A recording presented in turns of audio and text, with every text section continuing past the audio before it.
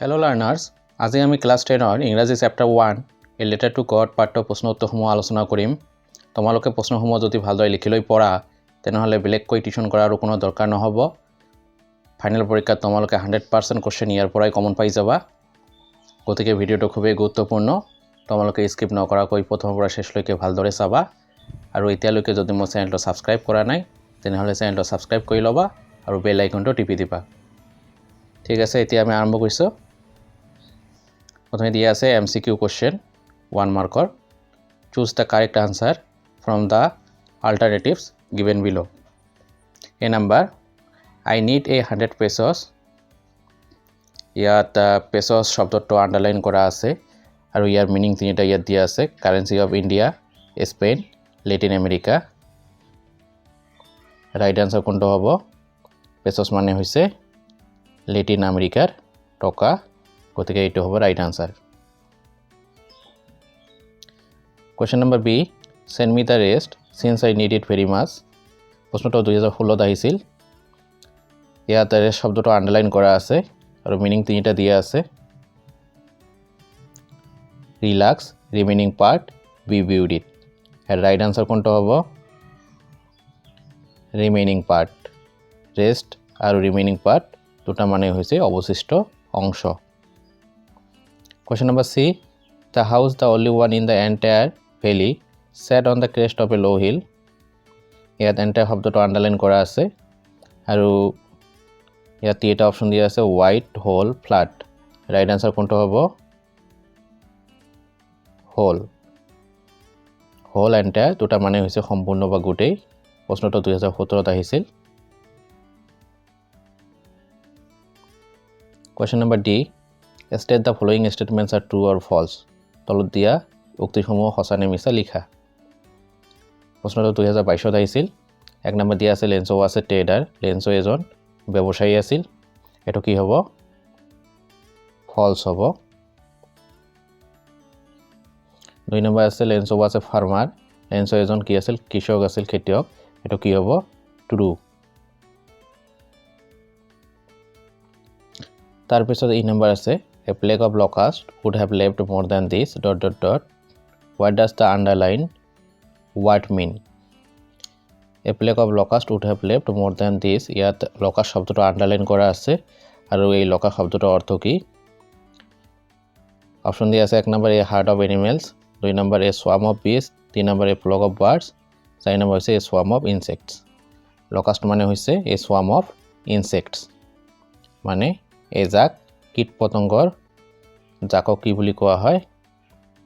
locust বুলি কোৱা হয়। Question number F, the postmaster, a fat amiable fellow, also broke out laughing.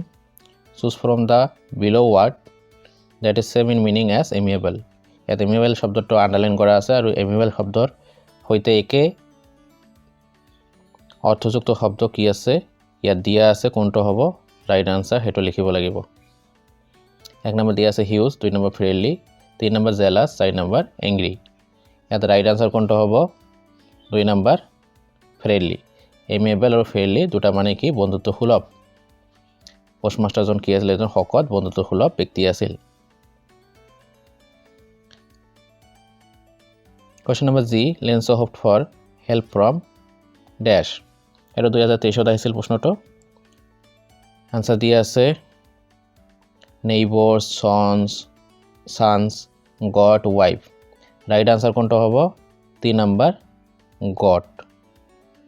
লেন্সই কাৰ পৰা সহায় বা সাহায্য আশা কৰিছিল? ভগৱানৰ পৰা, গডৰ পৰা। Question number H, read the following statements with reference to a letter to God and choose the correct option.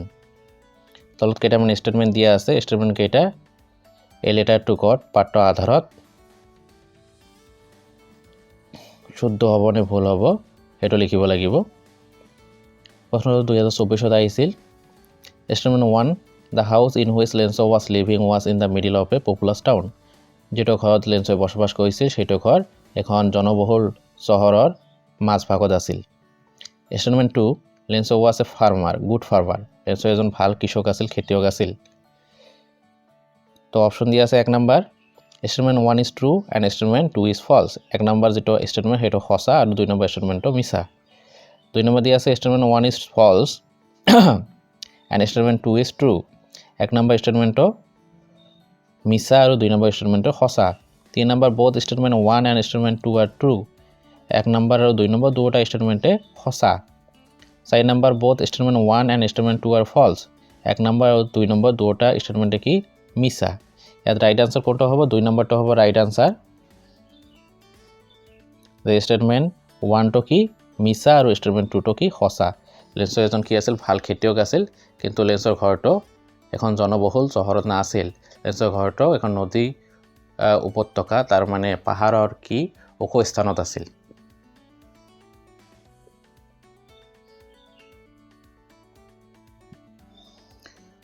Question number I hope it passes quickly. It did not pass quickly. What is it referred to here? মই আশা কৰো এটো যাতে সোনকালে পাৰ হৈ যায় কাটি যায় কিন্তু এটো সোনকালে পাৰ হৈ যোৱা নাছিল ইয়াত ইট মানে কি বস্তু বুজাইছে প্ৰশ্নটো 2024 ত আহিছিল অপচন দিয়া আছে 1 number a pack of all wolves a swarm of locust the hailstorm the storm of dust ইয়াত ৰাইট আনসাৰ কোনটো হ'ব 3 নম্বৰ the hailstorm ইয়াত ইট মানে কাক বুজাইছে শিলা বৰষুণক বুজাইছে ইয়াত a pack of wolves বা a swarm of locust বা the storm of dustক বুজোৱা নাই প্ৰায় 1 ঘণ্টা ধৰি কি কৰিছিল শিলা বৰষুণ হৈছিল লেন্সয়ে যেতিয়া শিলা বৰষুণ আৰম্ভ হৈছিল তেতিয়া ভাবিছিল যে সোনকালে এটো কাটি যাব শেষ হ'ব কিন্তু আসলতে এটো সোনকালে শেষ হোৱা নাছিল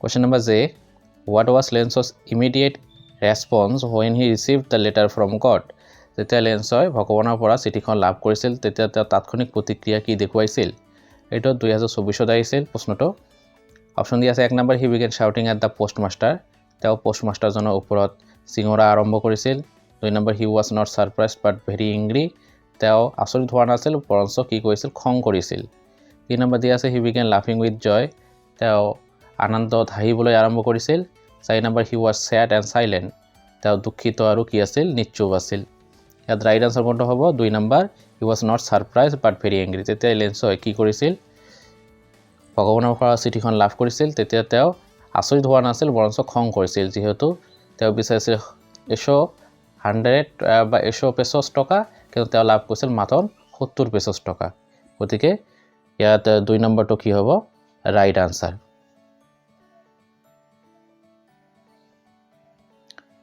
Question number K On receiving the letter from the postmaster Lenso did not seem surprised because লেন্সয় পোষ্টমাষ্টাৰৰ পৰা চিঠিখন লাভ কৰি অকনো আচৰিত হোৱা নাছিল ইয়াৰ কাৰণ কি প্ৰশ্নটো 2025 ত আহিছিল অপচন দিয়া আছে 1 number he knew everything beforehand তেওঁ আগৰে পৰা সব বস্তু জানিছিল সেই কাৰণে আচৰিত হোৱা নাছিল 2 number he was confident of receiving a reply from God ভগৱানৰ পৰা এখন চিঠি বা উত্তৰ লাভ কৰাৰ লেন্সয় একেবাৰে নিশ্চিত আছিল 3 number he had dreamed about God's reply তেওঁ ভগৱানৰ পৰা এটা উত্তৰ পোৱাৰ সপোন দেখিছিল 4 number he knew the postmaster was a good man তেওঁ জানিছিল যে পোষ্টমাষ্টাৰজন কি আছিল এজন ভাল মানুহ আছিল ইয়াত ৰাইট আনসাৰ কোনটো হ'ব 2 নম্বৰটো হ'ব right answer he was confident of receiving a reply from God যেহেতু লেন্সো কি আছিল ভগৱানৰ ওপৰত তেওঁৰ খুব এটা গভীৰ আস্থা বা বিশ্বাস আছিল সেই কাৰণে তেওঁ একেবাৰে নিশ্চিত আছিল যে তেওঁ ভগৱানৰ পৰা কি কৰিব চিঠিৰ এটা উত্তৰ পাব তেওঁ 150 টকা ভগৱানে কি কৰিব পঠাই দিব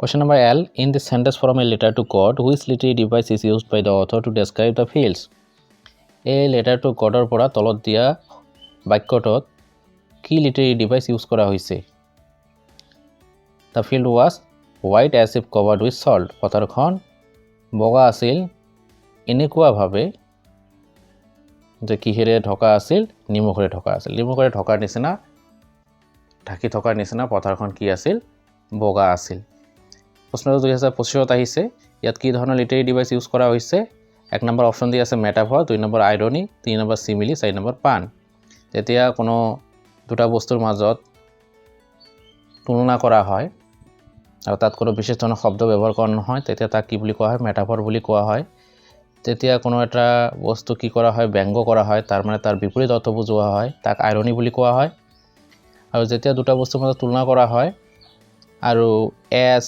লাইক এনেকুৱা শব্দ ব্যৱহাৰ কৰা হয় তুলনা কৰিবলৈ তেতিয়া তাক সিমিলি বুলি কোৱা হয় আৰু যেতিয়া কি থাকে কোনো এটা বস্তুৰ বিভিন্ন অৰ্থ থাকে মানে ডাবল ষ্টেণ্ডাৰ্ড বা ডাবল মিনিং থাকে তেতিয়া তাক কি বুলি কোৱা হয় পান বুলি কোৱা হয় যেহেতু ইয়াত এজ শব্দটো ব্যৱহাৰ কৰিছে তুলনা কৰাৰ কাৰণে সেই কারণে এটা কি হবে রাইট আনসারটা কোনটা হবে 3 নম্বরটা হবে right answer simile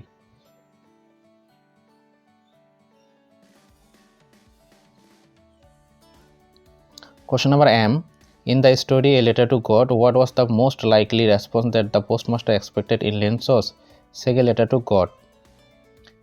In the story A Letter to God, A Letter to God কাহিনীটোত পোষ্টমাষ্টাৰ জনে লেন্সৰ পৰা তেওঁ দ্বিতীয় চিঠিখনত কি প্ৰতিক্ৰিয়া বা কি উত্তৰ পাব বুলি আশা কৰিছিল এটো 2025ত আহিছিল অপশন দিয়া আছে 1 নম্বৰ সৰহ 2 নম্বৰ হ্যাপিনেস 3 নম্বৰ গ্ৰেটিটিউড 4 নম্বৰ ইন্ডিগনেশন সৰহ মানে হৈছে দুখ হ্যাপিনেস মানে হৈছে আনন্দ গ্ৰেটিটিউড মানে হৈছে কৃতজ্ঞতা ইন্ডিগনেশন মানে হৈছে কোনো মৰ্যাদা নোপোৱা ইয়াত ৰাইট আনসাৰ কোনটা হ'ব 3 নম্বৰটো হ'ব ৰাইট আনসাৰ যে পোষ্টমাষ্টাৰ জনে লেন্সৰ দ্বিতীয়খন চিঠিত লেন্সৰ পৰা কৃতজ্ঞতা পাব বুলি আশা কৰিছিল লেন্সই যেহেতু 70 টকা লাভ কৰিছে সেই কাৰণে তেওঁ কৃতজ্ঞতা প্ৰকাশ কৰিব তেওঁ দ্বিতীয়খন চিঠিত এনেকৈ এটা আশা কৰিছিল কোনে পোষ্টমাষ্টাৰ জনে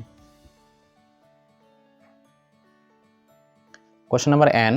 What did Lenso do throughout the morning? গোটেই ৰাতিপুৱা ধৰি লেন্সই কি কৰিছিল 2025ত প্ৰশ্নটো আহিছিল অপশন দিয়া আছে 1 নম্বৰ ওয়াচ দা ৰিভাৰ নদীখন চাইছিল 2 নম্বৰ ওয়াচ দা স্কাই আকাশৰ ফালে চাইছিল 3 নম্বৰ দিয়া আছে ওয়াচ দা ফিল্ড পথাৰখনৰ ফালে চাইছিল 4 নম্বৰ ওয়াচ দা ভেলি যেটা উপত্যকা আছিল নদী উপত্যকা সেইখন চাইছিল তো ইয়াত ৰাইট আনসাৰ কোনটা হ'ব ইয়াত ৰাইট আনসাৰ হ'ব 2 নম্বৰটো ওয়াচ দা স্কাই গোটেই ৰাতিপুৱা ধৰি লেন্সই আকাশৰ পিনে চাই আছিল বৰষুণ হ'ব নেকি এনেকুৱা তেওঁ কি কৰিছিল এটা অনুমান কৰিছিল Question number O. Choose the correct antonym for the word crest the passage. Crest শব্দটোৰ কি কৰিব লাগিব antonym মানে হৈছে বিপৰীত শব্দ লিখিব লাগিব ইয়াত অপশন দিয়া আছে 1 number summit 2 number ridge 3 number top 4 number bottom summit মানে হৈছে কোনো এটা পৰ্বত বা শৃংগৰ ওখ স্থান ৰিজ মানে হৈছে পাশ বা দাঁতি কাষৰীয়া অঞ্চল টপ মানে হৈছে ওখ স্থান উপৰৰ স্থান বটম মানে হৈছে তলৰ স্থান যেহেতু ক্ৰেষ্ট মানে হৈছে উপৰৰ স্থান ইয়াৰ বিপৰীত শব্দ কোনটা হ'ব বটম তাৰ মানে তলৰ স্থান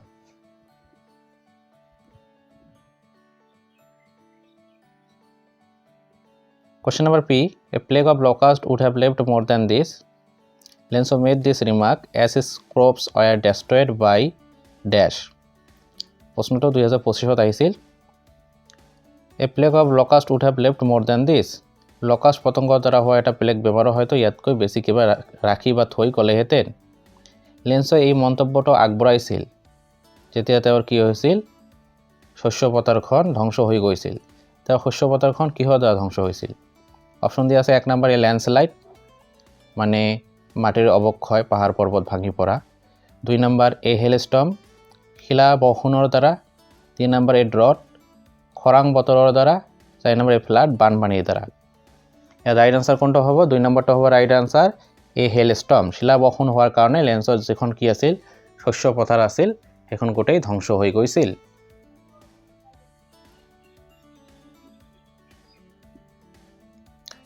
Question number Q. Who is the chief character in the story A Letter to God? A Letter to God পাঠত মুখ্য চৰিত্ৰ কোন নেলসন ম্যান্ডেলা ৰাজবীৰ প্ৰাঞ্জল লেন্সো ইয়াত ৰাইট আনসাৰ কোনটা হ'ব 4 নম্বৰটো হ'ব রাইট আনসার লেন্সো কি A Letter to God A Letter to God পাঠৰ মুখ্য চৰিত্ৰ Question number R. What is the profession of Lenso? লেন্সৰ পেশা বা জীৱিকা কি আছিল 1 নম্বৰ দিয়া আছে ট্ৰেডাৰ বাণিজ্য ব্যৱসায় 2 নম্বৰ আছে পোষ্টম্যান তেওঁ এজন পোষ্টম্যান আছিল পিয়ন আছিল 3 নম্বৰ ফাৰ্মাৰ খেতিয়ক আছিল 4 নম্বৰ ম্যানেজাৰ তেওঁ এজন কি আছিল ম্যানেজাৰ তত্ত্বাৱধায়ক এটা ৰাইট আনসাৰ কোনটো হ'ব 3 নম্বৰটো হ'ব ৰাইট আনসাৰ লেন্স এজন কি আছিল খেতিয়ক আছিল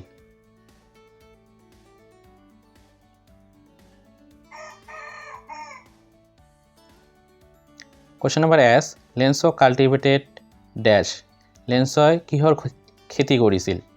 এটা অপচন দিয়া আছে 1 number wheat 2 number paddy 3 number barley 4 number corn right answer কোনটো হ'ব 4 নম্বৰ কৰ্ন লেন্সই কৰ্নৰ খেতি কৰিছিল Question number T. What was needed by Lenso's field for a good harvest? ভাল শস্য হোৱাৰ কাৰণে লেন্সৰ পথাৰখনত কিহৰ প্ৰয়োজন হৈছিল? অপচন দিয়া আছে 1 নম্বৰ পেস্টিসাইড কীটনাশক দ্রব্য 2 নম্বর রেইন বহন 3 নম্বর ম্যানিউর পচন সার 4 নম্বর টাইলিং তার মানে মাটি ঢিলা করা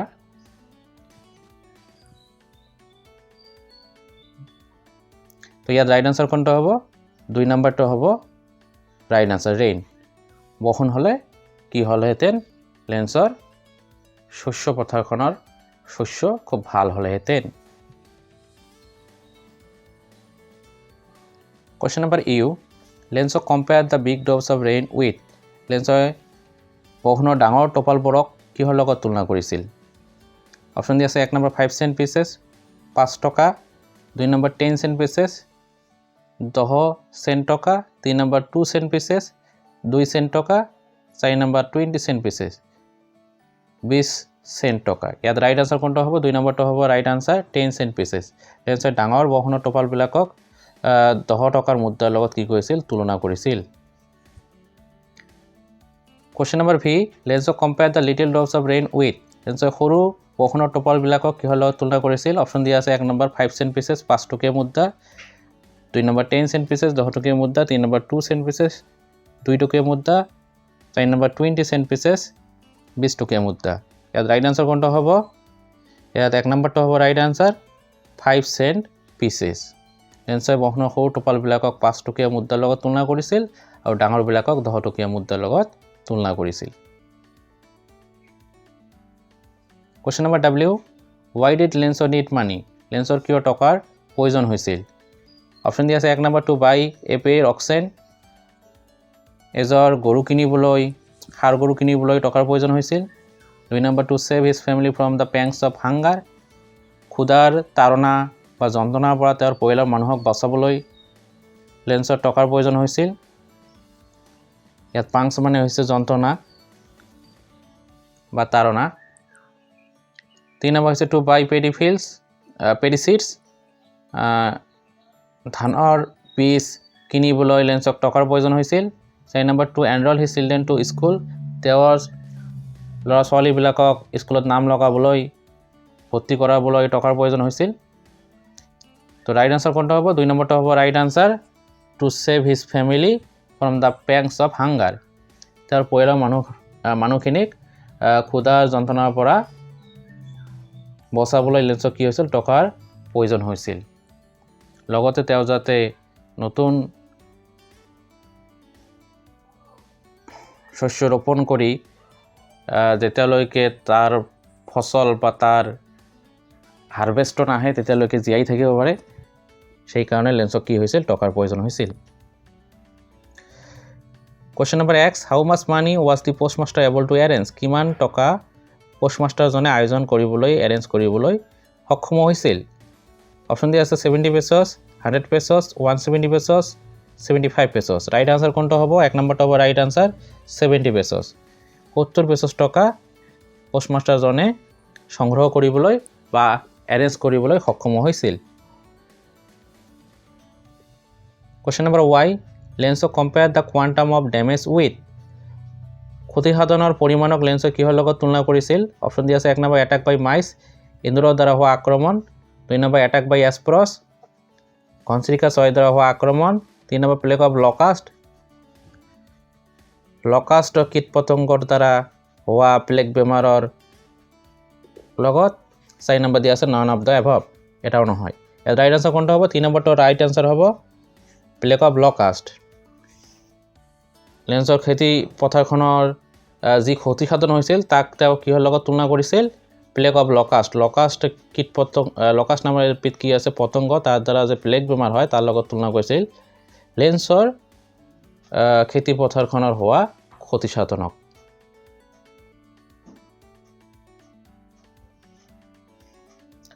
Question number Z Lenzo hoped for a help from blank লেন্সৰ কাৰ পৰা সহায় আশা কৰিছিল অপচন দিয়া আছে 1 নম্বৰ পোষ্টমাস্টাৰ 2 নম্বৰ গড 3 নম্বৰ হিজ ফ্ৰেন্ডছ 4 নম্বৰ হিজ ৰিলেটিভছ তো ইয়াত ৰাইট আনসাৰ কোনটো হ'ব 2 নম্বৰ গড লেন্সই ভগৱানৰ পৰা সহায় বা সাহায্যৰ আশা কৰিছিল Question number 2 read the following statements and choose the correct option তলতে স্টেটমেন্ট সমূহ পঢ়া আৰু কোনটো কি হ'ব শুদ্ধ অপচন হ'ব হেটো কি কৰিব লাগিব বাছি উলিয়াব বা নিৰ্বাচন কৰিব লাগিব তো স্টেটমেন্ট 1 দিয়া আছে লেন্সো needed a downpour to make his harvest good তেওঁৰ খেতিপথাৰৰ শস্য ভাল হ'বলৈ লেন্সক কি বৰষুণৰ প্ৰয়োজন হৈছিল 2 নম্বৰ স্টেটমেন্ট দিয়া আছে লেন্সো was happy to receive 70 pesos instead of 100 pesos 100 pesos টকাৰ পৰিৱৰ্তে 70 pesos টকা লাভ কৰি লেন্সই খুব আনন্দিত হৈছিল তো ইয়াত দিয়া আছে option 1 statement 1 is true and statement 2 is false এক নম্বৰ স্টেটমেন্টটো সঁচা আৰু 2 নম্বৰ স্টেটমেন্টটো মিছা 2 নম্বৰ দিয়া আছে statement 1 is false and statement 2 is true এক নম্বৰ স্টেটমেন্টটো মিছা আৰু 2 নম্বৰ স্টেটমেন্টটো সঁচা 3 number both statement 1 and statement 2 are true statement 1 আৰু statement 2 দুয়োটাই সঁচা both statement 1 and statement 2 are false statement 1 আৰু statement 2 দুয়োটাই মিছা তো ৰাইট আনসাৰ কোনটো হ'ব এক নম্বৰটো হ'ব right answer statement 1 is true and statement 2 is false লেন্সই এটা ভাল ফসল পোৱাৰ কাৰণে বৰষুণৰ প্ৰয়োজন হৈছিল এটো সঁচা কিন্তু লেন্সই 70 pesos টকা লাভ কৰি কি হোৱা নাছিল আনন্দিত হোৱা নাছিল বৰঞ্চ তেওঁ কি কৰিছিল খং কৰিছিল আৰু ভগৱানলৈ এখন তৃতীয় চিঠি লিখিছিল এটা আমাৰ আহি গল পাৰ্টৰ টেক্সচুৱেল কোৱেশ্চন প্ৰথমে দিয়া আছে oral comprehension check number 1 what did Lencho hope for লেন্সই কিহৰ কাৰণে আশা কৰিছিল আনসাৰ দিয়া আছে Lencho hope for a downpour or shower of rain লেন্সই বৰষুণৰ আশা কৰিছিল question number 2 why did Lenso say the raindrops were like new coins লেন্সই কিয় raindrops ব্ল্যাকক নতুন মুদ্ৰাৰ লগত তুলনা কৰিছিল answer লেন্সো said the raindrops were like new coins লেন্সই বৰষুণৰ টপাৰ ব্ল্যাকক নতুন মুদ্ৰাৰ লগত তুলনা কৰিছিল because কাৰণ a downpour or shower of rain would give him good harvest যদি ৰিমঝিম বা গধুৰ বৰষুণ দিয়ে তেনেহলে তেওঁ কি পাব এটা ভাল ফসল পাব তো শস্য কি হ'ব খুব ভাল হ'ব which would enable him to earn enough money আৰু যাৰ ফলস্বৰূপে তেওঁ কি কৰিব যথেষ্ট টকা উপাৰ্জন কৰিব to feed himself and his family for the whole year আৰু যি টকাৰে তেওঁ নিজকে আৰু তাৰ পৰিয়ালটোক গোটেই বছৰ ধৰি কি কৰিব পাৰিব খুৱাব পাৰিব ইয়াত ফিট শব্দটোৰ অৰ্থ হৈছে আনক খুওৱা আৰ্ন মানে হৈছে উপাৰ্জন কৰা এনাবেল মানে হৈছে সক্ষম কৰা হাৰভেস্ট মানে হৈছে ফসল শাৱাৰ অফ ৰেইন মানে হৈছে ৰিমঝিম বৰষুণ তো লেন্সই সেই কাৰণে কি কৈছিল নতুন মুদ্ৰাৰ লগত তুলনা কৰিছিল বৰষুণৰ টপালক কাৰণ বৰষুণ হলে কি হ'ব তেওঁ শস্য পথাৰ ভাল হ'ব আৰু সেই শস্য বিক্ৰী কৰি তেওঁ টকা উপাৰ্জন কৰিব আৰু সেই টকাৰে তেওঁ গোটেই বছৰৰ কাৰণে নিজকে লগতে পৰিয়ালৰ মানুহসকলক ভৰণ পোষণ খোৱা বোৱা বস্তু যোগান ধৰিব পাৰিব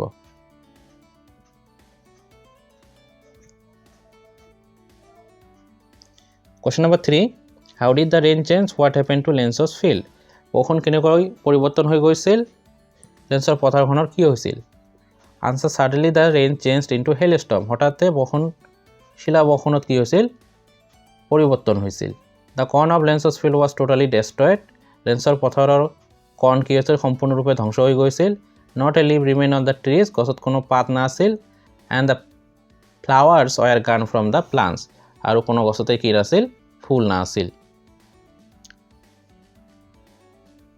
এতিয়া question number 4 what were Lenso's feeling when the hail stopped তেতিয়া শিলা বৰষুণ থামি গৈছিল তেতিয়া লেন্সৰ মনৰ অনুভূতি কেনেকুৱা আছিল প্ৰশ্নটো 2023 আহিছে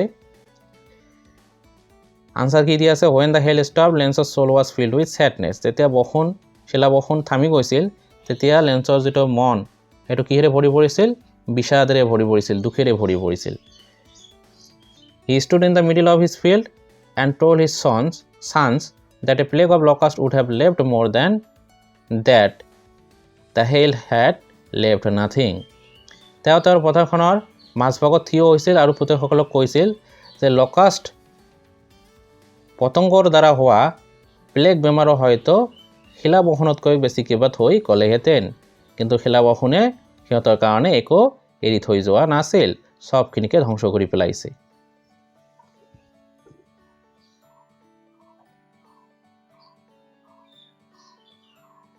তাৰপিছত আকৌ এটা কি দিয়া আছে, অৰেল কম্প্ৰিহেনশ্যন চেক দিয়া আছে। Question number 1, who or what did Lencho have faith in? কাৰ ওপৰত লেঞ্চৰ কি আছিল? বিশ্বাস আছিল। What did he do? তেওঁ কি কৰিছিল? আনচাৰ হৈছে Lencho have faith in God. লেঞ্চৰ ভগৱানৰ ওপৰত কি আছিল? গভীৰ বিশ্বাস আছিল, আস্থা আছিল। He wrote a letter to God asking for money. তেওঁ ভগৱানলৈ টকা বিচাৰি এখন চিঠি লিখিছিল। Question number 2, who read the letter? কোনে চিঠিখন পঢ়িছিল? Answer the postmaster read the letter of Lencho'. পোষ্টমাষ্টাৰজনে লেঞ্চৰ চিঠিখন পঢ়িছিল। Question number 3, what did postmaster do then? Or what did the postmaster do after he had received Lencho's letter? পোষ্টমাষ্টাৰে তাৰপিছত কি কৰিছিল? নাইবা প্ৰশ্নটো এনেকুৱা হ'ব পাৰে, লেঞ্চৰ চিঠিখন পোৱাৰ পিছত পোষ্টমাষ্টাৰজনে কি কৰিছিল? এইটো খুবেই গুৰুত্বপূৰ্ণ প্ৰশ্ন, 2017-2020 আহিছিল। আনসাৰ কি হ'ব? After receiving Lencho's letter to God the postmaster at first broke out লাফিং। ভগৱানলৈ লিখা লেঞ্চৰ চিঠিখন পোৱাৰ পিছত পোষ্টমাষ্টাৰজনে প্ৰথমে হাঁহি উঠিছিল। But at the same time he was shock to see Lencho's deep faith in God. কিন্তু একে সময়ত তেওঁ আচৰিত হৈছিল ভগৱানৰ প্ৰতি থকা লেঞ্চৰ এনেকুৱা গভীৰ আস্থা দেখি। So' he decided to answer the letter so' that Lencho's deep faith in God remained unshaken. গতিকে তেওঁ চিঠিখনৰ উত্তৰ দিয়াৰ সিদ্ধান্ত কৰিছিল যাতে ভগৱানৰ প্ৰতি থকা লেঞ্চৰ এই গভীৰ আস্থা, গভীৰ বিশ্বাস নষ্ট হৈ নাযায়। ইয়াত লাফিং মানে হৈছে হাঁহা, শ্বকড মানে হৈছে আচৰিত হোৱা, ফেইথ মানে হৈছে আস্থা বা বিশ্বাস, ডিপ মানে হৈছে গভীৰ, আনশেকেন ৰিমেইন আনশেকেন মানে হৈছে একে থাকে বা নষ্ট হৈ নাযায়। তাৰপিছত আকৌ এটা অৰেল কম্প্ৰিহেনশ্যন চেক দিয়া আছে। Question number 1, was Lencho surprised to find a letter for him with money in it? লেঞ্চই টকা সৈতে এখন চিঠি লাভ কৰি আচৰিত হৈছিল নে? Answer no, Lencho was not surprised at all. নহয়, লেঞ্চই অকণো আচৰিত হোৱা নাছিল। Question number 2, what made Lencho angry? লেঞ্চক কিহে খং উঠাইছিল বা লেঞ্চই কি কাৰণে খং কৰিছিল? Or what was Lencho's reaction receiving the money less than he needed? তেওঁক দৰকাৰ হোৱা টকাতকৈ কম টকা লাভ কৰি লেঞ্চই কি ধৰণৰ প্ৰতিক্ৰিয়া দেখুৱাইছিল? এইটো 2022 আহিছিল। নাইবা প্ৰশ্নটো এনেকৈ আহিব পাৰে, Y did lens became angry when he counted the money? যেতিয়া তেওঁ টকা গণিছিল তেতিয়া লেঞ্চ কিয় খং কৰিছিল? Answer, when lens counted the money and gut only 70 pesos he became angry. যেতিয়া লেঞ্চই টকা গণিছিল আৰু মাত্ৰ 70 pesos টকা পাইছিল তেতিয়া তেওঁ কি কৰিছিল? খং কৰিছিল, ৰাগান্বিত হৈছিল। According to him, God could not have made a mistake, nor could he have denied Lenzo what he had requested. তেওঁৰ মতে ভগৱানে এটা ভুল কৰিব নোৱাৰে, নাইবা তেওঁ ভগৱানক যিটো অনুৰোধ কৰিছে সেইটো তেওঁক দিবলৈ অস্বীকাৰ কৰিব নোৱাৰে। ইয়াত কাউণ্টেড মানে হৈছে গণা, এংগ্ৰি মানে হৈছে খং, একৰ্ডিং টু মানে হৈছে মতে, মিষ্টেক মানে হৈছে ভুল, আৰু ডিনাইড মানে হৈছে অস্বীকাৰ কৰা।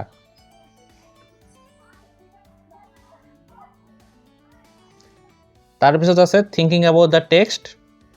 এইটোও টেক্সচুৱেল প্ৰশ্ন। 1 নম্বৰ দিয়া আছে, who does Lencho have faith complete faith in? Which sentences in the story tell you দিছ?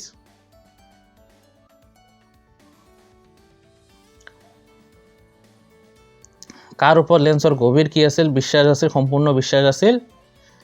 পাঠত থকা কোনবিলাক বাক্যই তোমাক এই কথা কয় answer Lencho had a deep or complete faith in God লেন্সৰ ভগৱানৰ ওপৰত এটা গভীৰ বা সম্পূৰ্ণ আস্থা আছিল the sentence in the story that tells us this R S বিল'জ যিবিলাক কাহিনীত থকা বাক্যই আমাক এই কথা কয় সেইবিলাক বাক্য তলত দিয়া ধৰণৰ ইয়াত মাতন এটা বা দুটা বাক্য দিয়া আছে বাকিবিলাক বাক্য তোমালোকে পাঠত পাই যাবা যেহেতু এইটো বেছি ইম্পৰ্টেণ্ট প্ৰশ্ন নহয় বাকি আধাখিনি আগৰ আধাখিনি important who does Lencho have complete faith in এইখিনি ইম্পৰ্টেণ্ট কিন্তু which sentences in the story tell you this এইটো বেছি ইম্পৰ্টেণ্ট নহয় সেইকাৰণে এটা সেন্টেন্সে দিয়া ইয়াত হৈছে all through the night Lencho thought only of his one hope the help of God whose eyes as he had been instructed sees everything even what is deep in one's conscience এইটো বাক্যই কয় যে ভগৱানৰ ওপৰত কি আছিল লেন্সৰ এটা গভীৰ আস্থা বা বিশ্বাস আছিল তোমালোকে পাঠত আৰু কেইটামান পাবা যেহেতু বেছি ইম্পৰ্টেণ্ট নহয় সেইকাৰণে ইয়াত দিয়া হোৱা নাই Question number 2. Why does the postmaster send money to Lenso? Why does he sign the letter God? Postmaster জনে কিয় লেন্সলৈ টকা পঠায় তেওঁ কিয় চিঠিখনত গড বুলি সহি কৰে Answer in order not to shake the writer's deep faith in God, the postmaster sent money to Lenso. ভগৱানৰ ওপৰত থকা লেখকৰ আস্থা নষ্ট নকৰিবলৈ পোষ্টমাষ্টাৰজনে লেন্সলৈ টকা পঠাইছিল He signed the letter God to make Lenso believe that তেওঁ চিঠিখনত গড হিচাপে সহি কৰিছিল লেন্সক এইটো বিশ্বাস কৰাবলৈ যে the letter was really sent by God চিঠিখন আচলতে ভগৱানৰ পৰা তেওঁলৈ পঠোৱা হৈছে Did Lenso try to find out who had sent the money to him, why or why not? Lenso কোনে টকা পঠাইছে সেইটো বিচাৰি উলিয়াবলৈ তেওঁ চেষ্টা কৰিছিল নে যদি কৰিছিল কিয় কৰিছিল যদি কৰা নাই কিয় কৰা নাই আনসাৰ কি হ'ব No, Lenso did not try to find out who had sent the money to him. নহয় লেন্সই তেওঁ কোনে টকা পঠাইছে সেইটো বিচাৰি উলিয়াবলৈ চেষ্টা কৰা নাছিল He had a deep faith in God. ভগৱানৰ ওপৰত তেওঁৰ কি আছিল এটা গভীৰ আস্থা আছিল and never suspected his existence আৰু কেতিয়াও ভগৱানৰ অস্তিত্বক লৈ তেওঁ সন্দেহ কৰা নাছিল According to him তেওঁৰ মতে God could never denied him what he had requested ঈশ্বৰে তেওঁক অস্বীকাৰ কৰিব নোৱাৰে তেওঁ যেটো ঈশ্বৰক কি কৰিছিল অনুৰোধ কৰিছিল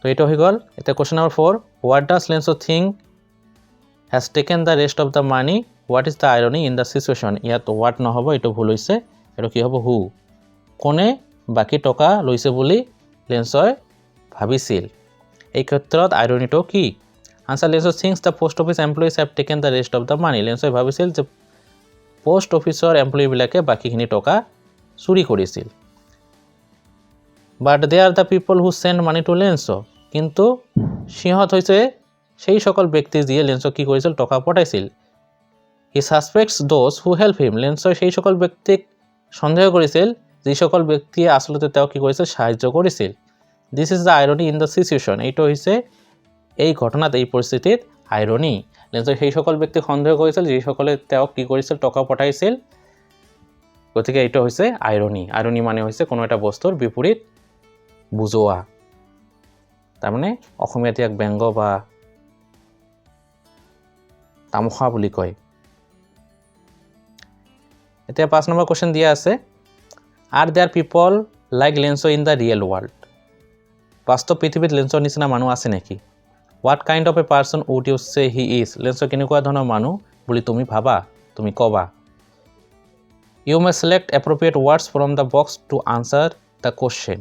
এই প্ৰশ্নটোৰ উত্তৰ দিবলৈ তোমালোকে কি কৰিব পাৰা বাকচৰ পৰা শব্দকেইটা ব্যৱহাৰ কৰিব পাৰা তো আনসাৰ কি আছে It is almost impossible to find a person like Lenso in the real world. বাস্তৱ পৃথিৱীত লেন্সৰ নিচিনা এজন মানুহ বিচাৰি পোৱাটো খুবেই অসম্ভৱ বা টান He is an unquestioning and naive kind of person. তেওঁ এজন unquestioning আৰু naive ধৰণৰ মানুহ naive মানে হৈছে সহজ সৰল unquestioning মানে হৈছে যিয়ে কোনো প্ৰশ্ন নকৰে He is also a little bit ungrateful as he suspects the post office employees who have sent him the money. তেওঁ কিছু পৰিমাণে অকৃতজ্ঞ মানুহ বুলি ক'ব পাৰি তেওঁক লেন্সক যেহেতু যি সকল মানুহে তেওঁক কি কৰিছিল টকা পঠাইছিল সেই সকল মানুহক তেওঁ কি বুলিছিল ঠগ বা প্ৰবঞ্চক বুলি মাতিছিল গতিকে অকণমান পৰিমাণে লেন্সক আমি আনগ্ৰেটফুল বুলিও ক'ব পাৰো অকৃতজ্ঞ ধৰণৰ মানুহ বুলিও ক'ব পাৰোঁ। Question number 6. There are two kinds of conflicts in the story between human and nature and between humans themselves. How are these conflicts illustrated? কাহিনীটোত দুই ধৰণৰ কনফ্লিক্ট দেখা যায়। কনফ্লিক্ট মানে হৈছে দ্বন্দ্ব বা সংঘাত, সংঘৰ্ষ। এটা হৈছে মানুহ আৰু প্ৰকৃতিৰ মাজত আৰু আনটো হৈছে মানুহ সিহঁতৰ নিজৰে মাজত। তো এইবিলাক পাৰ্টত কেনেকৈ প্ৰকাশ পাইছে বা প্ৰশ্নটো এনেকৈ আহিব পাৰে, mention the two conflicts illustrated in the story a letter to God. A letter to God পাৰ্টত উল্লেখ কৰা মতে দুই ধৰণৰ দ্বন্দ্ব বা সংঘৰ্ষ তাত দেখা যায়। সেই দ্বন্দ্ব বা সংঘৰ্ষ দুটা কি কি? Answer, there are two kinds of conflict in the story between human and nature and between humans themselves. A letter to God পাৰ্টত দুই ধৰণৰ আমি কনফ্লিক্ট দেখিবলৈ পাওঁ। এটা হৈছে মানুহ আৰু প্ৰকৃতিৰ মাজত আৰু আনটো হৈছে মানুহ আৰু মানুহৰ মাজত। Lencho hoped for a good harvest of his cornfields. লেঞ্চই তেওঁ শস্য পথাৰৰ কাৰণে, কৰ্ণফিল্ডৰ কাৰণে কি কৰিছিল? এটা ভাল ফচল পাব বুলি আশা কৰিছিল। But the hail left nothing. কিন্তু শিলাবৰষুণে একো এৰি থৈ যোৱা নাছিল। This is a conflict between human and nature. এইটো হৈছে মানুহ আৰু প্ৰকৃতিৰ মাজত এটা সংঘাত। অন দ্য আদাৰ হেণ্ড, আনহাতে the postmaster collecting money from his employees and friends sent to Lencho. পোষ্টমাষ্টাৰজনে তেওঁৰ কৰ্মচাৰীৰ পৰা আৰু বন্ধুৰ পৰা টকা সংগ্ৰহ কৰি লেঞ্চলৈ কি কৰিছিল? পঠাই দিছিল। But Lencho suspected them for stealing the remaining 30 pesos. কিন্তু লেঞ্চই সিহঁতক বাকী 30 পেছছ টকা চোৰ কৰা বুলি সন্দেহ কৰিছিল। This is a conflict between humans themselves. এইটো হৈছে মানুহে সিহঁতৰ মাজতে কৰা এটা কনফ্লিক্ট, অৰ্থাৎ এইটো হৈছে এটা মানুহ আৰু মানুহে কৰা conflict.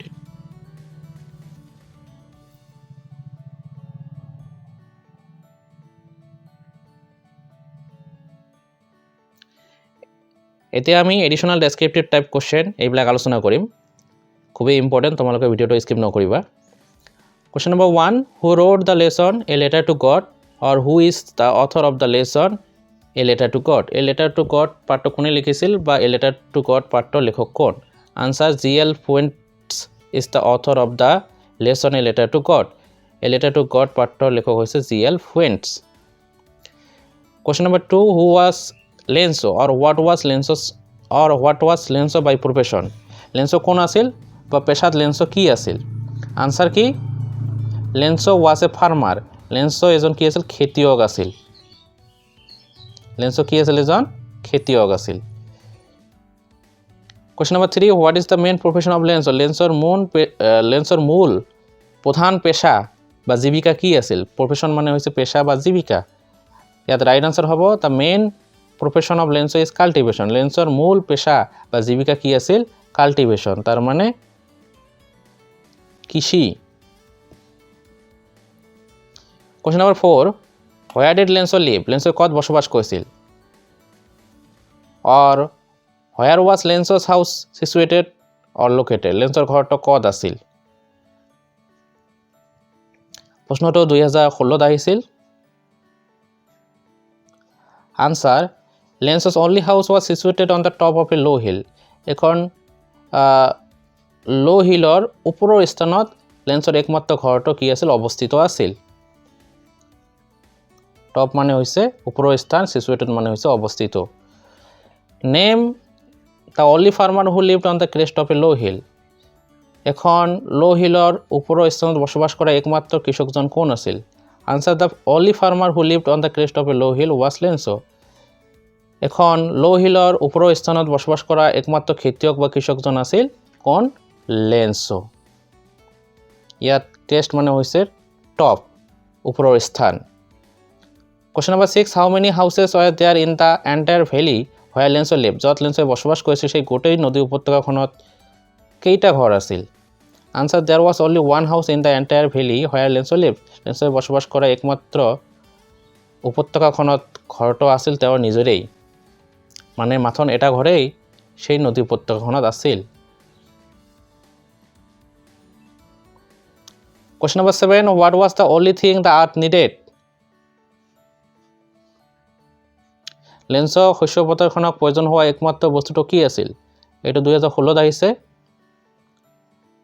Answer the only thing the earth needed was a downpour or shower of rain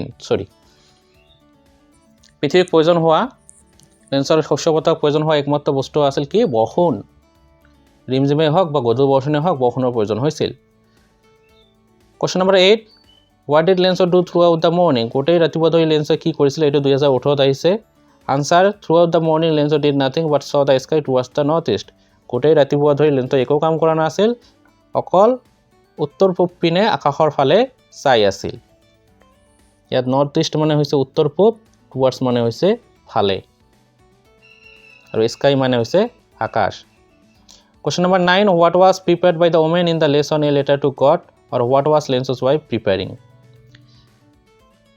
a letter to God পাঠত থকা তিৰোতাগৰাকীয়ে কি প্ৰস্তুত কৰি আছিল বা লেন্সৰ পত্নীয়ে কি প্ৰস্তুত কৰি আছিল আনসাৰ হ'ব Lenzo's wife was preparing supper লেন্সৰ পত্নীয়ে সাপাৰ প্ৰস্তুত কৰি আছিল সাপাৰ মানে হৈছে দুপৰীয়াৰ আহাৰ question number 10 what were the older boys of Lenzo doing লেন্সৰ ডাঙৰ ল'ৰাবিলাকে কি কৰি আছিল answer the older boys of Lenzo were working in the field লেন্সৰ ডাঙৰ ল'ৰাবিলাকে পথাৰত কাম কৰি আছিল question number 11 what were the smaller boys of Lenzo doing লেন্সৰ সৰু ল'ৰাবিলাকে কি কৰি আছিল ইয়াত ৰাইট আনসাৰ কি হ'ব the smaller boys of Lenzo were playing near the house লেন্সৰ সৰু ল'ৰাবিলাকে ঘৰৰ ওচৰতে খেলি আছিল playing মানে হৈছে খেলা question number 12 what did Lenzo see in the northeast লেন্সই উত্তৰ পূব পিনে আকাশত কি চাইছিল answer Lenzo saw huge mountains of clouds approaching in the northeast লেন্সই উত্তৰ পূব ফালে আকাশত ডাঙৰ ডাঙৰ প্ৰকাণ্ড মেঘৰ পাহাৰ পৰ্বতবিলাক আগবঢ়ি অহা দেখা পাইছিল তাৰ মানে মেঘক পাহাৰ পৰ্বতৰ লগত লেন্সই কি কৰিছিল তুলনা কৰিছিল question number 13 why did Lenzo go out when the big drops of rain were falling যেতিয়া বৰষুণৰ ডাঙৰ টপালবিলাক পৰি আছিল তেতিয়া লেন্সই বাহিৰত কিয় ওলাই গৈছিল আৰু 2022 আহিছিল প্ৰশ্নটো answer Lenzo went out for no other reason than to have the pleasure of feeling of the rain on his body লেন্সই বাহিৰত কি কৰিছিল ওলাই গৈছিল তেতিয়া বৰষুণৰ ডাঙৰ টপালবিলাক পৰিবলৈ আৰম্ভ কৰিছিল ইয়াৰ বেলেগ একো কাৰণ নাছিল ইয়াৰ একমাত্ৰ কাৰণটো আছিল যে তেওঁ শৰীৰত বৰষুণৰ টপালবিলাক পৰাৰ অনুভূতিৰ আনন্দ লোৱাৰ কাৰণে তেওঁ কি কৰিছিল বাহিৰত নিজকে বৰষুণত তিতি ওলাই গৈছিল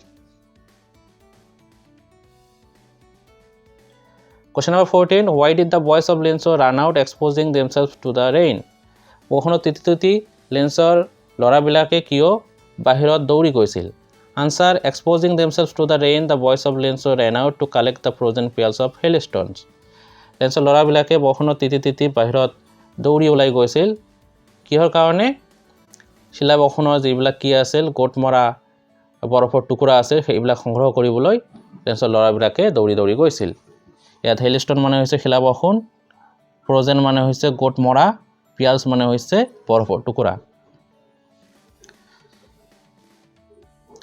Question number 15 what did Lenzo hope to pass quickly Lenzo কি বস্তুক সোনকালে শেষ হ'বলৈ বা পাৰ হৈ যাবলৈ আশা কৰিছিল answer Lenzo hope to the hail to pass quickly Lenzo শিলা বৰষুণক সোনকালে শেষ হ'ব বুলি পাৰ হৈ যাব বুলি আশা কৰিছিল Question number 16 how long did the hail rain or for how much time did the hail continue কিমান সময় ধৰি শিলা বৰ্ষণ হৈছিল answer the hail rain for an hour প্ৰায় 1 ঘণ্টা ধৰি কি হৈছিল শিলা বৰ্ষণ হৈছিল Question number 17 what was destroyed by the hailstorm শিলা বৰ্ষণৰ দ্বাৰা কি ধ্বংস হৈছিল answer the corn of Lenzo's field was destroyed by the hailstorm শিলা বৰ্ষণৰ দ্বাৰা লেন্সৰ পথাৰখনৰ কৰ্ণ একেবাৰে সম্পূৰ্ণৰূপে ধ্বংস হৈ গৈছিল Question number 18 what did Lenzo say to his sons after the hailstorm শিলা বৰ্ষণৰ পিছত লেন্সই তেওঁৰ পুতেসকলক কি বুলি কৈছিল এটা 2020 আহিছে Answer after the hailstorm Lenzo stood in the middle of his field and told his sons that even a flake of locust would have left more than that হেলস্টমৰ পিছত শিলা বৰ্ষণৰ পিছত লেন্সই তেওঁৰ পথাৰৰ মাজভাগত থিয় হৈছিল আৰু পুতেসকলক কৈছিল যে লকাষ্ট পতংগৰ দ্বাৰা হোৱা এটা হয়তো প্লেগ বেমাৰৰ ইয়াতকৈ বেছি কিবা থৈ গ'লেহেঁতেন ৰাখি থৈ গ'লেহেঁতেন as there was nothing left they would go hungry that year. যেহেতু তাত কোনো বস্তু শিলাবহনে এৰি থৈ যোৱা নাই, সকলোখিনিক ধ্বংস কৰি পেলাইছে, গতিকে সিহঁতে সেই বছৰ কি কৰিব লাগিব? ক্ষুধাৰ তাড়নাত, ভোকৰ তাড়নাত কটাব লাগিব। হাংগ্ৰি মানে হৈছে ক্ষুধা, ভোক। Question number 19, Lenso's soul was filled with sadness. Why? লেন্সৰ মনটো, আত্মাটো দুখেৰে ভৰি পৰিছিল, কিয়? এটা 2018 আহিছিল। Answer, the corn of Lenso's field was totally destroyed by the hailstorm. শিলাবহনৰ দ্বাৰা লেন্সৰ পথাৰৰ কৰ্ণ শস্য সম্পূৰ্ণৰূপে কি হৈ গৈছিল? ধ্বংস হৈ গৈছিল। Since the hail had left nothing, his soul was filled with sadness. যেহেতু সেই শিলাবৰষুণে সিহঁতৰ কাৰণে একো থৈ যোৱা নাছিল, সকলোখিনি ধ্বংস কৰি পেলাইছে, সেই কাৰণে লেন্সৰ মনটো, আত্মাটো দুখেৰে ভৰি পৰিছিল। ইয়াত ডেষ্ট্ৰয় শব্দটোৰ অৰ্থ হৈছে ধ্বংস হোৱা, সোল মানে হৈছে আত্মা বা মন, ফিল্ড মানে হৈছে ভৰি পৰা, স্যাডনেছ মানে হৈছে দুখ, বিষাদ। Question number 20, why will Lenso and his family go hungry that year? সেই বছৰ লেন্সো আৰু তেওঁৰ পৰিয়ালৰ মানুহে কিয় ভোকত কটাব লাগিব? Answer, the corn of Lenso's field was totally destroyed by the hailstorm. Since he had left nothing to feed himself and his family, so they would go hungry that year. লেন্সৰ পথাৰৰ কৰ্ণ শস্য কি হৈছিল? সম্পূৰ্ণৰূপে ধ্বংস হৈ গৈছিল শিলাবৰষুণৰ দ্বাৰা। যেহেতু খাবলৈ একো বস্তু নাছিল, গতিকে সিহঁতে সেই বছৰ কি কৰিব লাগিব? ভোকত কটাব লাগিব। ফিট মানে হৈছে আনক খুওৱা, ডেষ্ট্ৰয়েড মানে হৈছে ধ্বংস হৈ যোৱা। Question number 21, what was the one or only hope of Lenso? লেন্সৰ একমাত্ৰ আশাটো কি আছিল? এইটো 2020 প্লাছ 2017 আহিছে।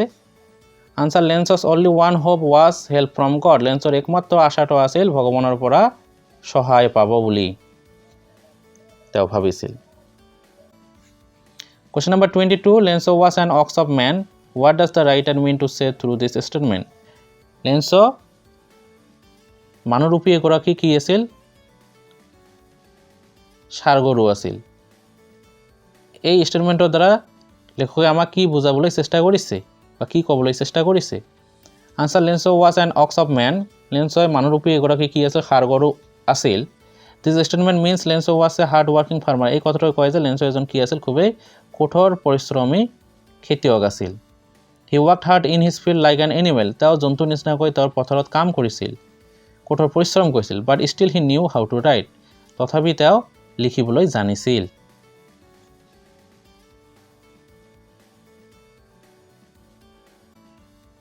Question number 23, how did Lenso console himself after the devastation of crops?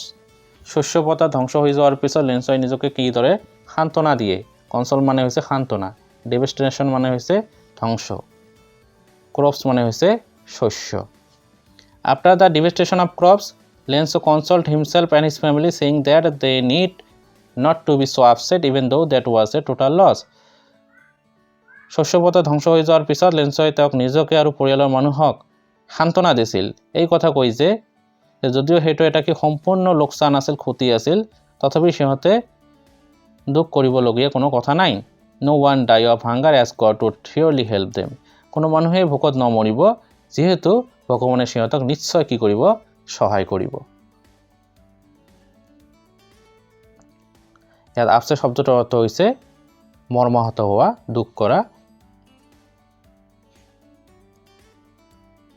Question number 24, did Lenso know how to write? লেন্সোই কিদৰে লিখিব লাগে সেইটো জানিছিল নে? Answer, yes, Lenso knew how to write. হয়, লেন্সোই কিদৰে লিখিব লাগে সেইটো জানিছিল। Question number 25, why did Lenso write a letter to God? লেন্সোই কিয় ভগৱানলৈ এখন চিঠি লিখিছিল? Answer, Lenso wrote a letter to God asking money. The corn of his field was totally destroyed by the hailstorm, so he needed 100 pesos in order to sow his field again and to live until the crop comes. লেন্সোই ভগৱানলৈ টকা বিচাৰি এখন চিঠি লিখিছিল। তেওঁৰ শস্য পথাৰৰ শস্য কি হৈছিল? শিলাবৰষুণৰ দ্বাৰা সম্পূৰ্ণভাৱে ধ্বংস হৈ গৈছিল। গতিকে নতুন শস্য সিঁচাবলৈ আৰু যেতিয়ালৈকে নতুন শস্য নাহে তেতিয়ালৈকে জীয়াই থাকিবলৈ তেওঁ কি হৈছিল? 150 টকাৰ প্ৰয়োজন হৈছিল। সেই কাৰণে 150 টকা বিচাৰি লেন্সোই কি কৰিছিল? ভগৱানলৈ এখন চিঠি লিখিছিল। Question number 27. When did Lenso begin to write his letter? Lenso কেতিয়া তেওঁ চিঠিখন লিখা আৰম্ভ কৰিছিল? Answer: Lenso began to write his letter to God on the following Sunday at daybreak after the hailstorm. শিলাবৰ্ষণৰ পিছত যেটো কি আহিছিল দেওবাৰ আহিছিল সেই দেওবাৰে দুপৰীয়া সময়ত কি কৰিছিল লেন্সই ভগৱানলৈ এখন চিঠি লিখা আৰম্ভ কৰিছিল ডেব্ৰেক মানে হৈছে দুপৰীয়া সময়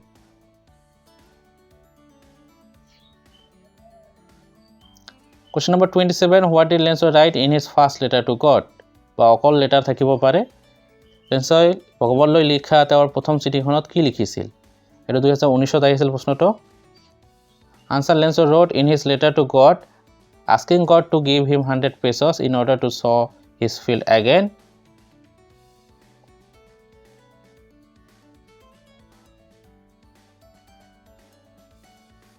And to live until the crop comes. Lensoy ভগৱানলৈ তেওঁৰ প্ৰথম চিঠিখন লিখিছিল টকা বিচাৰি যেহেতু তেওঁ শস্য পথাৰখন ধ্বংস হৈ গৈছিল গতিকে নতুন শস্য সিঁচাবলৈ আৰু যেতিয়ালৈকে নতুন শস্যৰ ফসল নাহে তেতিয়ালৈকে জীয়াই থাকিবলৈ তেওঁক 125 টকাৰ প্ৰয়োজন আছিল সেই 125 টকা তেওঁ বিচাৰি ভগৱানলৈ লেন্সই কি কৰিছিল প্ৰথম চিঠিখন লিখিছিল Question number 28 What did Lenso write on the envelope লেন্সই খামৰ ওপৰত কি লিখিছিল envelope মানে হৈছে চিঠিৰ খাম Answer Lenso wrote to God on the envelope লেন্সই চিঠিৰ খামৰ ওপৰত to God শব্দ দুটা লিখিছিল Question number 29 Where did Lenso drop the letter Lenso কত চিঠিখন ড্ৰপ কৰিছিল Answer Lenso drop the letter into the mailbox লেন্সই চিঠিৰ বাকচত কি কৰিছিল চিঠিখন ড্ৰপ কৰিছিল পোষ্ট অফিচৰ আগফালে বা কৰবাত কি থাকে এটা মেইল বক্স দিয়া থাকে সেই মেইল বক্সত মানুহে সাধাৰণতে চিঠিবিলাক ড্ৰপ কৰে লেন্সই কি কৰিছিল সেই মেইল বক্সত তেওঁৰ ভগৱানলৈ লিখা চিঠিখন ড্ৰপ কৰিছিল Question number 30 Give a description of the postmaster as represented in a letter to God A letter to God পাঠত উল্লেখ কৰা মতে উপস্থাপন কৰা মতে পোষ্টমাষ্টাৰজনৰ এটা কি কৰা চমু বিৱৰণ দিয়া এটা 2025 ত আহিছিল or what type of man was the postmaster বা পোষ্টমাষ্টাৰজন কেনেকুৱা ধৰণৰ মানুহ আছিল এটো লিখা প্ৰশ্নটো এইটো 2019 ত আহিছিল Answer the postmaster was a fat amiable fellow পোষ্টমাষ্টাৰজন এজন কি আছিল শকত বন্ধুত্বসুলভ সহকৰ্মী আছিল In order not to shake Lenso's faith in God, he collected money from his friends and employees to send to Lenso. ভগৱানৰ ওপৰত থকা লেন্সৰ আস্থা বা বিশ্বাস নষ্ট নকৰিবলৈ তেওঁ তেওঁৰ বন্ধুৰ পৰা আৰু কৰ্মচাৰীসকলৰ পৰা টকা সংগ্ৰহ কৰিছিল আৰু লেন্সলৈ পঠাই দিছিল তো ইয়াত ফিলো শব্দটোৰ অৰ্থ হৈছে সহকৰ্মী ফ্যাট এমিয়েবল মানে হৈছে বন্ধুত্বসুলভ ফ্যাট মানে হৈছে শকত আৰু কালেক্টেড মানে হৈছে সংগ্ৰহ কৰা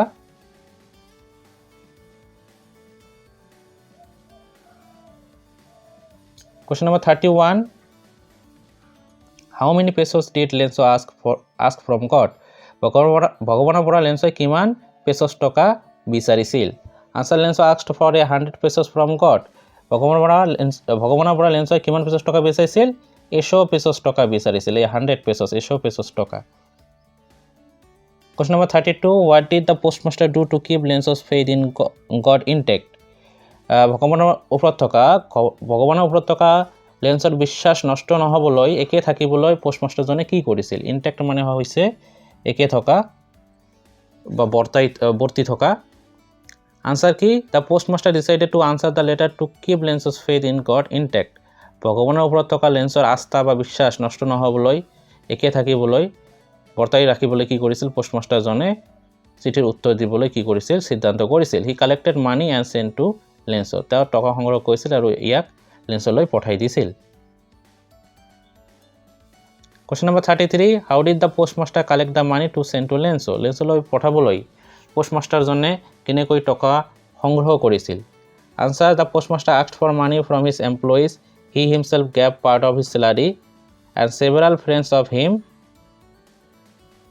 were obliged to give something for an act of charity thus he collected the money to send to Lenso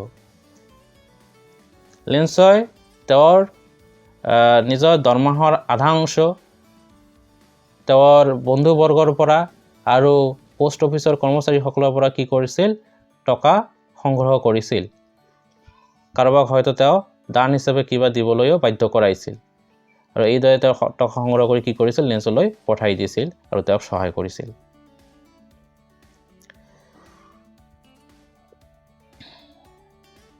ইয়াত সেভাৰাল মানে হৈছে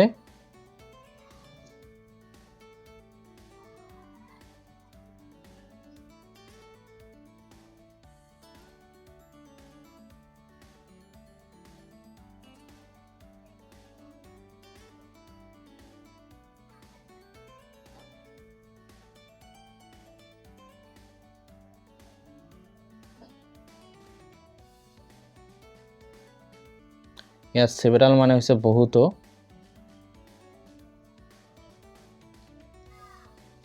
অবলাইজড মানে হৈছে বাধিত কৰা চ্যাৰিটি মানে হৈছে অ্যাক্ট অফ চ্যাৰিটি মানে হৈছে দান কাৰ্য আৰু দাস মানে হৈছে এইদৰে Question number 34 How did the postmaster try to help Lenso? Postmaster জনে কিদৰে লেন্সক সহায় কৰিবলৈ চেষ্টা কৰিছিল Answer The postmaster asked for money from his employees. He himself gave part of his salary and several friends of him were obliged to give something. Postmaster জনে তেওঁৰ কৰ্মচাৰীসকলৰ পৰা টকা বিচাৰিছিল তেওঁৰ দৰমহাৰ কিছু অংশ নিজেই দিছিল আৰু বহুতো বন্ধুক তেওঁক দান কৰিবলৈ কি কৰিছিল বাধ্য কৰাইছিল After collecting the money he put it in an envelope and sent it to Lenso. টকা সংগ্ৰহ কৰাৰ পিছত লেন্সো এইটো টকাখিনি কি কৰিছিল এটা খামৰ ভিতৰত ভৰাইছিল আৰু ইয়াক লেন্সলৈ পঠাই দিছিল Thus the postmaster tried to help Lenso. এইদৰে postmaster জনে লেন্সক সহায় কৰিবলৈ চেষ্টা কৰিছিল ইয়াত এনভেলপ শব্দটোৰ অৰ্থ হৈছে চিঠিৰ খাম চ্যাৰিটি মানে হৈছে দান কাৰ্য অ্যাক্ট অফ চ্যাৰিটি মানে হৈছে দান কাৰ্য অবলাইজড মানে হৈছে বাধিত কৰোৱা আৰু এমপ্লয়িজ মানে হৈছে কৰ্মচাৰী Question number 35 Who sent money to Lenso or who sent 70 pesos to Lenso? কোনে লেন্সক টকা পঠাইছিল বা কোনে লেন্সক 70 pesos টকা পঠাইছিল Answer The postmaster sent 70 pesos to Lenso. Postmaster জনে লেন্সক 70 pesos টকা পঠাইছিল Question number 36 Why did Lenso come a bit earlier on the following Sunday? পিছৰ দেওবাৰে লেন্সো কিয় অকণমান আগতে আহিছিল Answer The following Sunday Lenso came a bit earlier than usual to ask if there was a letter for him. পিছৰ দেওবাৰে লেন্সো অকণমান আগতে আহিছিল খুদিবলৈ যে তেওঁৰ কাৰণে কোনো চিঠি আহিছে নেকি A bit earlier মানে হৈছে অকণমান আগত ask মানে হৈছে সোধা Question number 37 What did Lenso write in his second letter to God? ভগৱানলৈ লিখা দ্বিতীয় চিঠিখনত লেন্সো কি লিখিছিল Answer Lenso wrote in his second letter to God that he had received only 70 pesos out of the money he asked for. ভগৱানলৈ লিখা দ্বিতীয় চিঠিখনত লেন্সো লিখিছিল যে তেওঁ ভগৱানৰ পৰা বিচৰা টকাৰ মাত্ৰ 70 pesos টকাই লাভ কৰিছে So he requested God to send him the remaining 30 pesos. গতিকে তেওঁ ভগৱানক বাকি 30 pesos টকা পঠাই দিবলৈ অনুৰোধ কৰিছিল But not through the mail because the post office employees were a bunch of crooks. কিন্তু এটো যাতে ভগৱানে চিঠিৰ মাধ্যমত পঠাই নিদিয়ে কাৰণ পোষ্ট অফিচৰ কৰ্মচাৰীসকলক তেওঁ এদল প্ৰবঞ্চক এদল ঠগ বুলি সন্দেহ কৰিছিল ইয়াত ক্ৰুক শব্দটোৰ অৰ্থ হৈছে প্ৰবঞ্চক বা ঠগ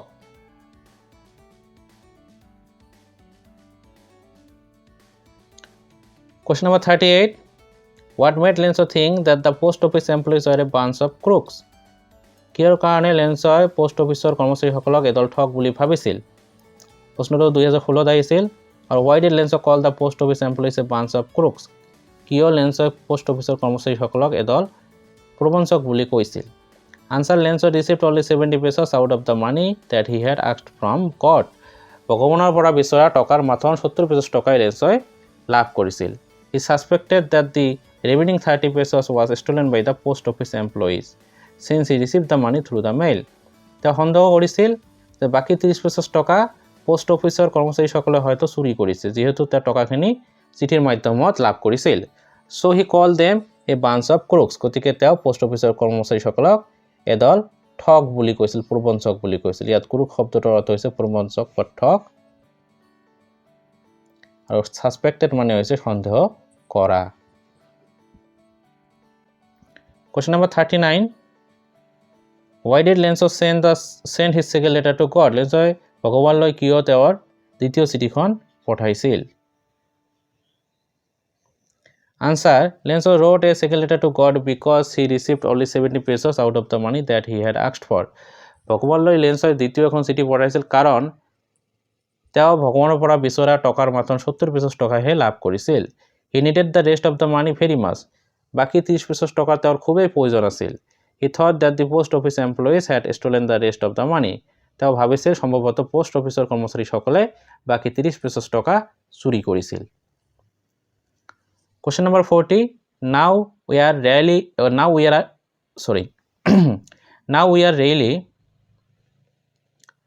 Question number 40.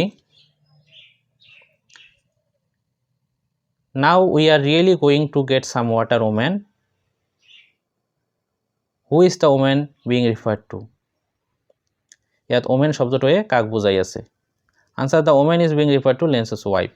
ইয়াত woman শব্দটোৱে লেঞ্চৰ পত্নীক বুজাই আছে। What water does the speaker imply? ইয়াত কোন পানীৰ কথা আমাৰ স্পিকাৰে কৈছে? Answer. The speaker implies the water of rain. ইয়াত বৰষুণৰ পানীৰ কথা আমাৰ বক্তাজনে কৈছে। প্ৰশ্নটো খুবেই গুৰুত্বপূৰ্ণ। এইটো 2024ত আহিছিল।